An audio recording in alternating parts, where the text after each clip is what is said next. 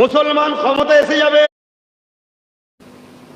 তা আজকে আমাদের সমাজেও এরকম মিথ্যা মেসেজ একদল আবু জেহেলের চালারা দিচ্ছে না, দেয়নি?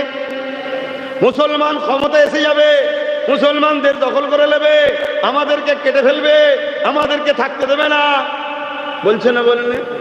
এ হচ্ছে আজকে সব আবু জেহেলের চালা। এই আজকে সব এরা আবু জেহেলের চালা।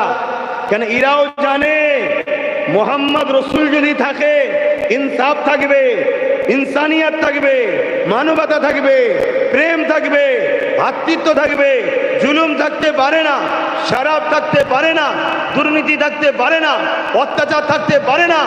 আমরা যে মানুষকে গোলাম বানিয়ে রেখেছি, মানুষের খোদা সেজে, মানুষের প্রভু সেজে বসে আছি, মোহাম্মদের দিন যদি চারিদিকে ছড়ায়, তাহলে আমাদের এই ধর্মের ভণ্ডমির দোকান ও আমাদের এই ক্ষমতার রাজত্ব এ দুটোই চলে যাবে। এই আজকেও প্রচার চলছে মুসলমানের বিরুদ্ধে, ইসলামের বিরুদ্ধে, চলছে না? চলে।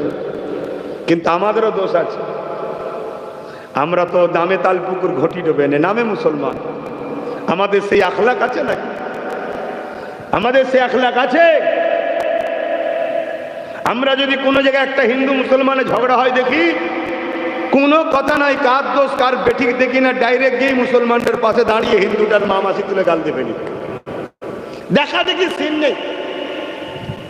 এটা কি আদর্শ? তোমার তো যাওয়া দরকার। ভাই কি হয়েছে ভাই? সত্যটাকে জানো কি হয়েছে ভাই? হতে পারে তোমার মুসলিম দাবিদার ভাইটারই ভুল, অমুসলিম বেচারি তার হয়তো ভুল নয়। তাহলে তুমি এক্ষেত্রে তোমার তো ইনসাফের পক্ষে দাঁড়ানো দরকার।